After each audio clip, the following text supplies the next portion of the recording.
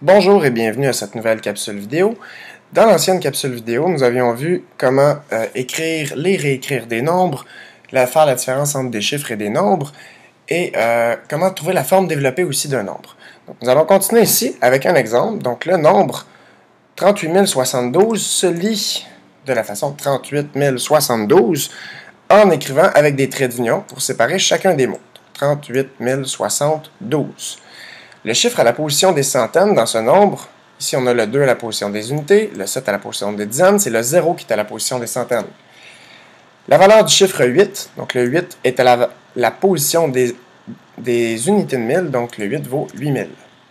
La position du chiffre 3, c'est dizaines de mille. Donc si je veux écrire ce nombre sous la forme développée, j'ai 3 dizaines de mille, donc 3 fois 10 000, plus 8 fois 1000, plus... Je pourrais écrire ici 0 fois 100, mais ce n'est pas nécessaire de l'écrire. Ce ne serait pas une erreur, mais ce n'est pas nécessaire. Plus 7 fois 10, plus 2 fois 1.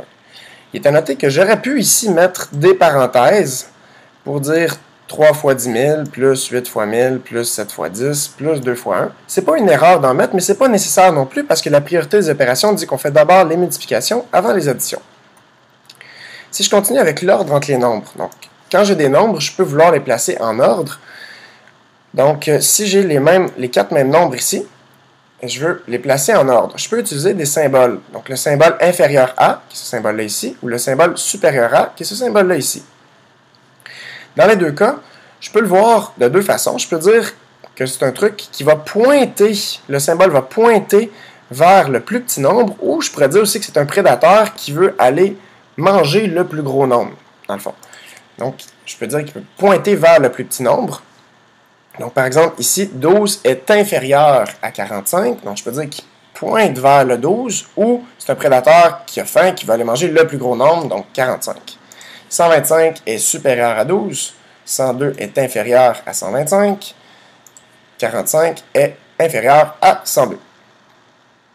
Je peux aussi, avec ces 4 mêmes nombres-là, vouloir les placer en ordre croissant. En ordre croissant veut dire du plus petit au plus grand. Donc, si je vais l'utiliser deux façons différentes d'écrire l'ordre croissant. Donc, je vais commencer avec mon plus petit nombre, 12. Ensuite, je continue avec une virgule, donc 45, suivi de 102, suivi de 125. Une deuxième façon de l'écrire serait de réécrire les 4 mêmes nombres, mais d'utiliser les symboles. Donc, 12 est inférieur à 45, qui lui est inférieur à 102, qui lui est inférieur à 125. L'ordre décroissant, c'est le contraire, c'est l'inverse. Donc, c'est du plus grand au plus petit. Avec les 4 mêmes nombres, je vais les placer en ordre décroissant. Donc, 125, 102, 45, puis 12. Ou, si j'utilise les symboles, 125, qui est supérieur à 102, qui est supérieur à 45, qui, lui, est supérieur à 12. Une troisième façon d'ordonner les nombres serait de les placer sur une droite numérique. Donc, sur ma droite numérique, si la flèche est placée à l'extrémité droite, ce qu'elle veut dire, c'est qu'elle indique le sens dans lequel les nombres augmentent. Donc 0, 50, 100, ça augmente vers la droite. Les espaces entre les graduations doivent toujours être les mêmes. Donc ici, ce bond-là doit toujours être le même bond pour chaque graduation, et ça, on appelle ça le pas de graduation. Donc chacun des bonds, c'est un pas de graduation. Dans ce cas-ci, c'est toujours le même, c'est des bonds de 10. Donc, mes bonds de 10, je vais les faire afficher ici. Donc, 0, 10, 20, 30, 40, 50, etc. jusqu'à 140. J'aurais pu continuer, mais ici, pour aller placer mes 4 nombres, ça va être suffisant. Donc, je vais commencer avec mon plus petit nombre. Je vais utiliser le crayon rouge ici pour placer le plus petit nombre, qui serait 12. 12, pour le savoir où le situer, bien, en plein milieu, ici, entre 10 et 20, ce serait 15. Donc, 12 serait environ ici. Donc, j'aurai ici le nombre 12. Placer 45. 45 va être exactement au point milieu entre 40 et 50 sur la droite numérique. Donc ici, j'aurai le nombre 45. Le nombre suivant, 102, va être entre 100 et 110, plus près du 100. En plein milieu, ici, ce serait 105. Donc 102 va être environ ici.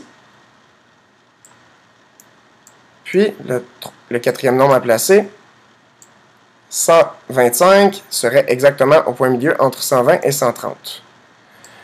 J'aurais pu, pour le savoir plus précisément où le placer, j'aurais pu subdiviser chacune de mes graduations en 10 unités pour avoir 100, 101, 102 et l'avoir précisément.